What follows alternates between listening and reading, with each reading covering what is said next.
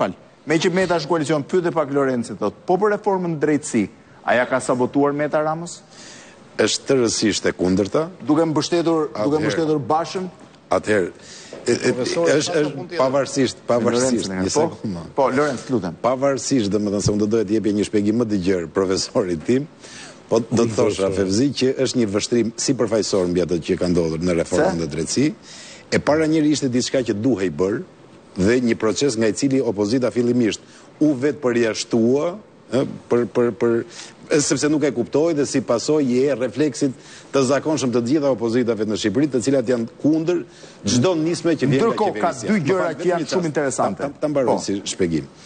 E dyta, një reformë e tillë, kaq e rëndësishme sa ç'është, që prek themelet e një pushteti klasik, siç është pushteti i sistemit gjyqësor, nuk mund të bëjë ndryshe pa një konsensus sa më të gjerë të mundshëm. Nuk mund të bëjë në mënyrë arbitrare dhe nuk mund të bëjë me emra të përveçëm, siç ka pasur tentativa dhe tendenca për të ndodhur në fillim.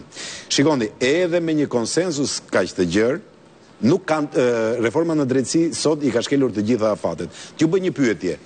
Në qoftë se deri përpara 3 javësh, ose më saktë deri përpara datës 17 maj, kryefjala e Tiranës politike ishte vetingu. Di sot ndokush nga ne, kush do tjetër qoftë.